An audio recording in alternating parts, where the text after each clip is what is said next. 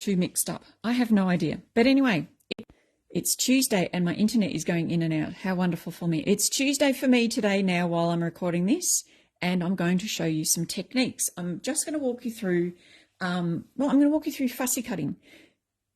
You may or may not have done this before. You may be a lover or a hater. Normally people either love fussy cutting or they hate fussy cutting. I personally used to hate it. Now I don't mind it so much. I find it useful in some regards. But the first most important thing that you have to start with is a pair of scissors. Obviously, because you're going to be cutting. Now, yes, you could use a blade, but that's not what I'm talking about today. I'm talking about using scissors to fussy cut things. Excuse my nails. I've been out in the garden again, as usual. So I love the Close to My Heart microtip scissors. I'm going to grab my catalogue, the correct catalogue, and just take it to the page where these are so that you can see Close to My Heart actually have two different scissors. Here they are. Okay, so it's on page 42 of the catalogue, and you can see they've got two different scissors. This pair here, which is this one here, and all the scissors come with this cap, and that's because it's a micro tip, so it's very, very sharp. So this one here is silver, you can see, and they're great scissors, all round fantastic scissors. Now, because the handles of the silver blade ones and the black blade ones are exactly the same, I've actually put just a thread on this one because these are, as I said, just your standard scissors. And what I found is if you go to put the lid on them, there are obviously two sides. One side says Taiwan, okay, and with the lid, there's a plain side and then there's a side that says Close to My Heart. So Close to My Heart doesn't go with Taiwan because it's not made in Taiwan. So if you ever go to put the lid on and it's not working, turn it away from Taiwan, put the lid on, and that will fit really nicely. There's another tip, just a tip. There you go. That's the end of my session. No. I'll keep going. If you're watching on the replay, hashtag relax. If you're watching live, be sure to say hi. I can kind of sort of see comments. Okay, these are my non-stick scissors. Now, I tend to have lots of different pairs of scissors. Why is that? I think you can answer that because I will have lost a pair, so I buy another pair. And as soon as I buy another pair, I find my first pair. And I've done that a few times. So I do have more than one pair of scissors. For that reason, I usually keep a pair of non-stick scissors. There's a difference. Non-stick scissors in with my 3D foam tape in its container. And I'm going to pull this one out. Again, the non-stick scissors, these are the black handled ones. They come with a lid as well. And again, if I take this off, you won't see Taiwan on that side. Turn it over and you'll see just tiny little writing, Taiwan. Hopefully you can see it. I can't see it looking through the camera. The lid needs to go on away from Taiwan. Now, the difference between these two scissors, apart from the black blade and the silver blade, is that this black blade is covered with Teflon, which means that it's non-stick, as the name suggests. Other than that, they're pretty well exactly the same. So they're the same size, they're the same color, handle. They have a micro tip. What does that mean? What does a micro tip mean? I want you to grab your scissors. I don't care which scissors, but grab some scissors. Then grab a piece of paper. And again, I don't care what piece of paper, but grab a piece of paper and tell me, when you cut all the way to the end, does it then tear at the end? If it tears at the end, cool. If they're nice sharp scissors, awesome, sauce, fantastic. But that's one of the things I love about these scissors is the fact that at the end, it just stops. It cuts and stops. It doesn't tear. And oftentimes what happens is scissors will cut up to the end of where their blade is. So they will cut up to the end and then they'll do this little tear just like that. And it's horrible. It's not useful at all, not when you're fussy cutting. So that's the scissors. That's where you can find them. I've also just put the code for the non-stick scissors down in the comments. They're not cheap scissors, but these are not something that you're going to get rid of. It's not like paper that's just going to, get used up or not. I mean, really, who uses their paper? I don't. No, I do. I've got this underneath me just to show you this gorgeous collection. This is the latest special. about 5 years ago, I don't know why I'm letting that one up, about 5 years ago, close to my heart, brought out the Skylark paper suite, and I loved it. And they've just brought it back as a bring back my pack, which they haven't done for a little while. So this is Skylark, and I'm going to show you something with the Skylark once I've shown you fussy cutting. So let me move on to fussy cutting. What is fussy cutting? Well, it's simply taking a shape or a stamp or whatever, such as this gorgeous little penguin that I've been colouring in for Christmas cards, and it's cutting around the outside. There are a few different ways of doing it. The theory that I've heard and that I tend to stick by is those gems, by the way, just in case you're wondering, but what have you got gems there for, is just these are the teal dots, and they just go so nicely with this set. That's why I've got that there. Okay, so some people, when they're fussy cutting, they like to cut right on the black line. Other people like to cut away from the black line. I personally like to cut away from the black line. Now, for me, apart from my thing I'm going to fussy cut out and my thing I'm going to fussy cut out with, there's one other piece of equipment that I need, and it's my spectacles. I need spectacles nowadays. All right, let's see if I can do this under the camera. So we take our nice sharp scissors. Please use sharp scissors. Let me know if you have a favourite pair of scissors. What are they? And why are they your favourite scissors? Okay, then what we do is holding our piece that we're going to cut out with our non-dominant hand. So I'm right-handed. I'll hold it with my left hand. Our scissors with our dominant hand. We just, starting anywhere, we just start cutting. But when we're cutting, we keep our scissor hand, let's call it scissor hand because it's less syllables, scissor hand stable. We don't move our scissor hand. And what we do is we move the paper. So you move the paper, keeping your scissors stable, and then just cutting bit by bit around your shape. When I come to, you can see that's a point, I'll tend to go past the point and then I'll come back in again, leaving just a little bit of space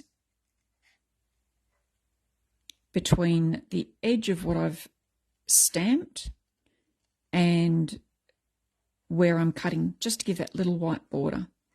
You might have seen me, I just removed the scissors, like just pulled them out and put them back in. You might want to do that a couple of times. You can also see that I'm fairly slow. That has got a lot to do with the fact that I'm a perfectionist, because I want it to be perfect. Then when you come to shapes like this, you don't have to necessarily go perfectly around it. You can just kind of go wiggle, wiggle.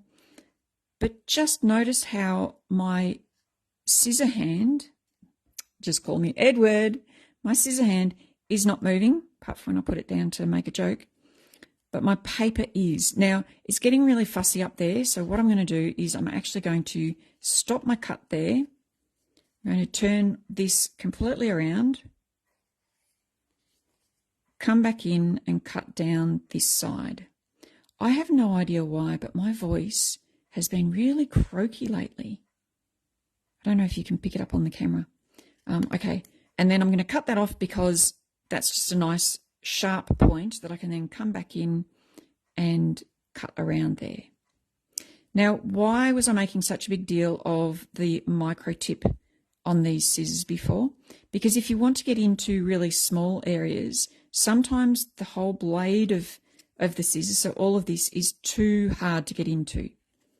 So for instance, I'm just going to cut that straight off and that can go in the bin. And then I'm going to just go around the bottom of the foots like so, because I want to show you with my micro tips, what I can do is I can come along. Let's keep it under the camera, shall we? And then I can't see. And I'm just going to go snip, snip. And because they're that really, really sharp tip, it means that my my paper is not ripping up at the end, but giving me a really nice, clean cut, which is just awesome. And that's what you want when you're doing fussy cutting. You want a nice, clean cut. I'm just trying to keep it under the camera for you girls so you can see what I'm doing, but also keep it close enough to me so I can see what I'm doing. How are we going? Okay. So just keeping cutting.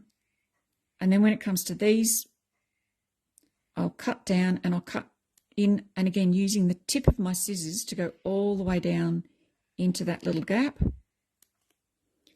And then I can poke my scissors through and snip that off.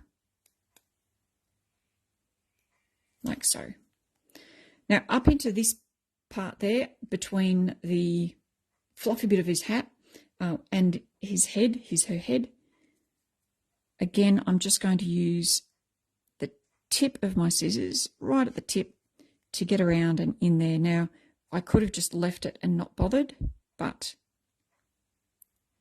this is just makes it so much easier. Keeping my scissor hand nice and steady, and there we have it. Little penguin. Now, yes, it does make it a lot easier if you have a die that you can cut with. Close to my heart dies, I've found though, leave quite a large gap.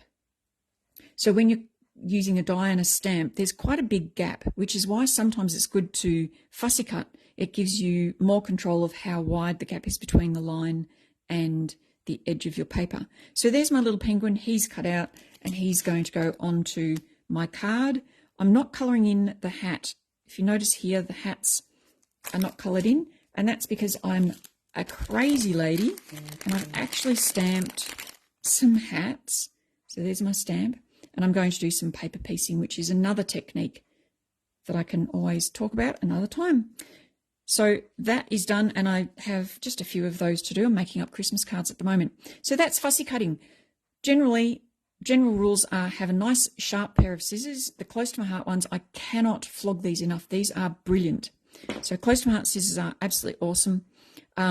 If you're not sure which ones to get, if you're not sure, should I get the non-stick or the standard ones, I would say invest in the non-stick ones, because you can use them for fussy cutting. You can use them for things like 3D foam tape or anything sticky, and it won't stick to the blade.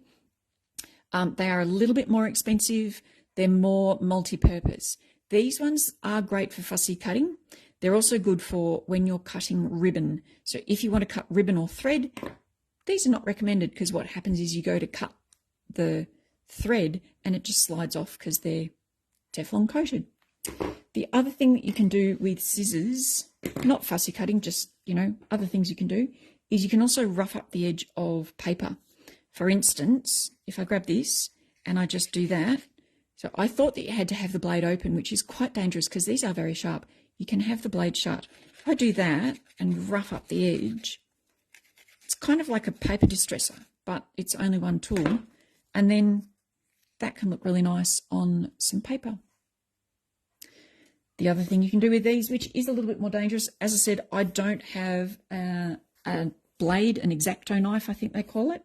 But check out this paper. I love this paper. Oh, cannot get over how much I love this paper. With this, I could go in and I could fussy cut around bits and pieces. Let me move it that way because I'm actually going to deal with this. I could fussy cut around pieces. Or what I'm actually thinking of doing is, let me grab a circle. Okay, so I'm grabbing a circle. And let's say I want to put a photo here or something here, and I want it to tuck underneath this piece. I could cut that piece out, so I could just get my scissors, pick up the paper, and again, this is fussy cutting. In this instance, I would cut right on the line, but I could fussy cut around that. Or I could leave this part in because I want to leave the bird. And what I can do, let's see if I can do this at a distance, is very carefully. Okay, this is not for the faint of heart. Please don't put your fingers here. You will cut yourself. Ask me how I know that. Open up your scissors, and I can use this as a blade. Now, potentially I would be using a ruler as well, but I'm not going to. And just by dragging this, I've put my Versamat underneath. And again, for going very slowly, I can use my scissors as a blade, which is great because it means that I only need to have one tool in my tool case rather than scissors, X-Acto knife, spare blades, distressing tool, That's all of them all in one. Okay, so just by doing that, I've now lifted that, and I could pop that in there, and I could even cut the bird out as well. So you can use your scissors like that. It's similar type of thing to fussy cutting, but I'm only cutting a part of it. So there's another thing that you can do with your scissors and fussy cutting. I hope that that has helped. If you've got any questions, feel free to pop them in the comments. I can see you've been watching, Sue, so good morning to you. Thank you so much for joining me. And I look forward to bringing you another fabulously fun Friday something. I don't know what yet. I'll just have to wait and see. And I might even try and drop some more videos, just sprinkle them through this week and see how we go. From me, though, to all of you who are watching, stay safe, keep crafting, and bye for now.